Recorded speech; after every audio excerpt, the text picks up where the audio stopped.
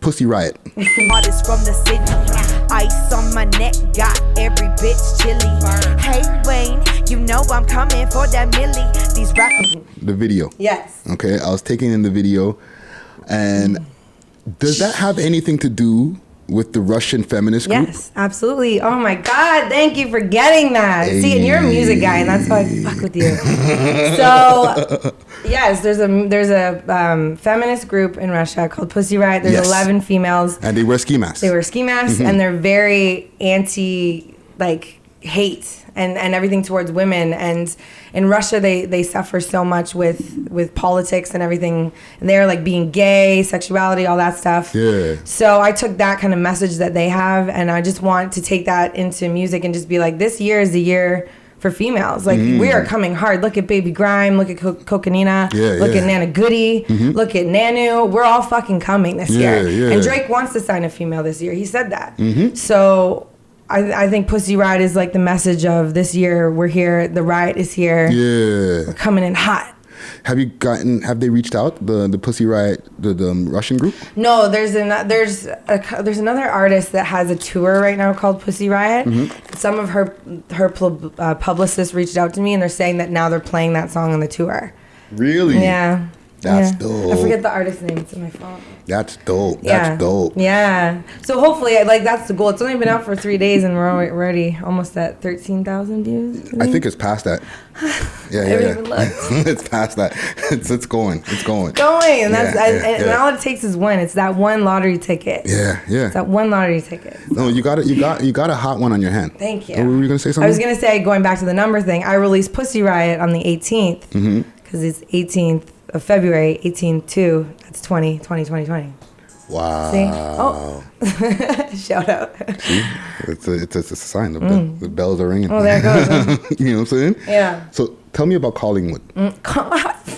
How'd you know about Collingwood? I'm a research guy. How do you know about Collingwood? Okay, shout out. We're doing our research. You out do. Here. Yeah. So you grew up in Collingwood. I did. So, Blue Mountain, we'll say. Where? Blue Mountain, which is Collingwood. So what was that experience like growing up? The best. And I am so grateful that I got that childhood, because there's a lot of people that weren't as blessed as I was. My mom was a single mother raising me, and she did everything in her power to give us, me and my sister, a good life. Okay. So I grew up snowboarding, and I was a really, really big snowboarder, and that was actually supposed to be my career, but I broke my back. Wow. Yeah, when I was 19. So that totally set a new track, and I was lost for a really, really long time. I didn't know what was my life's purpose. I was so depressed, I didn't know. And it took 10 years to figure out that music was where I'm supposed to be, music and film. That's crazy. So can we stop there for a second? Yeah, because that's fucking interesting as fuck to me. Yeah. Right?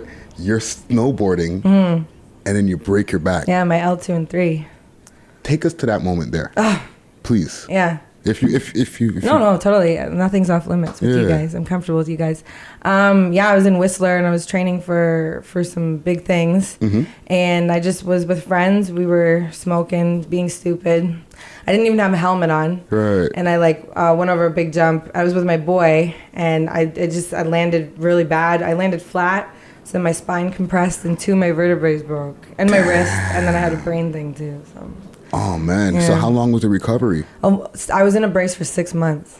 Holy shit! Yeah. So while you're in recovery mode and you're in a brace, you're probably laid up, not moving around. Yeah, and that's another thing. My doctor said write poetry, and that's where it all stemmed from, rapping. I didn't rap until a couple years ago, but the poetry was such a big thing. I always wrote words and rhymes and stuff to help get through depression and all that. It's like an outlet, basically. Yeah, exactly. Huge outlet. Yeah. So then what got you towards the point now that you started getting into rapping then? I don't actually start. Let me not get there. Yeah. Let's put that on the Pinterest board for a second. Right. Okay. When did you decide to come to Toronto? That was about 5 years ago. Okay. Yeah, 5 years ago I moved here to pursue the arts, photography and film and stuff, because that's what my career is film. Yeah. I do feature films and commercials and music video and stuff. And that's another thing that helps me in my music career, because I work with Pop Rock, which is Director X and stuff, so I have major connections in film, and that's why Oh. Stop there for a second. I have an interesting story. Do we have how much time we got? No, we got all the time. We got all the time. It's a daytime thing. We got time. We can have different. So Pop Rock's Yes. Director X. Yes. Go. What's that? He's my executive producer at Pop Rock. Pop Rock. What is that? It's a production company from Toronto. So they do like Drake's videos, like everyone, Nav's videos, everyone. Holy shit. Yeah, Weekend and stuff. Yeah. They're great. Wow. So I'm an assistant director, so they bring me out and stuff on jobs. So That's shout dope. out Pop Rock. So then it's like obvious that you take that same vision and you're putting it into your music videos. Exactly, and it's helped me so much in like meeting the best videographers in Toronto, meeting the best producers, people that can help me in connections. Mm-hmm. Like it's helped my career outstandingly. Like crazy. Yeah. That's dope. Mm-hmm. So have you worked directly with X in any way? No, like he's not. He hasn't done any jobs that I've done. His name's been on our call sheet, but not. Right.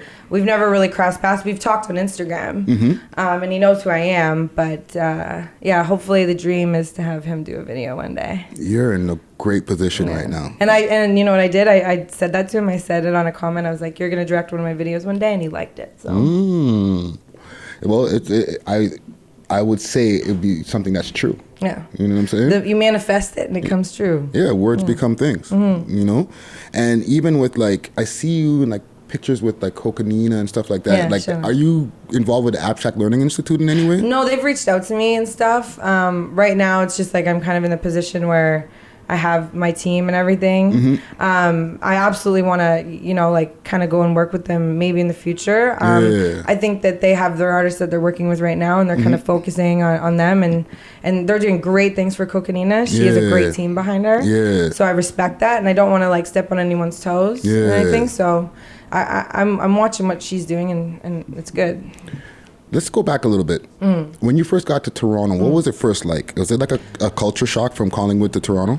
Yes and no. Like, my ex-boyfriend was a big DJ, so we always came down here a lot, like every weekend. Yeah. And all my friends are down here and everything, so it wasn't a big culture shock, but sometimes it's like you go back to Collingwood and you really realize like what you had when you were there, and like it's so quiet and everything, and that's when you really realize. But Toronto is like my home. Like I breathe, live in Toronto. Like it's the sixth. Yeah. You know, I look with what you're doing with your movement, right? And I know even though you're getting a lot of attention really quickly, right? It's really not. It must not be easy. Right? As obviously as a white rapper. Yeah. Right? White female rapper. So my first question even on that is, do you get white rapper backlash? Do you know what I mean by that? Yes, though? absolutely. Yeah, like I stopped reading comments because I think that is a good thing for your like mental health, is not to read the comments because they get to you. These are facts.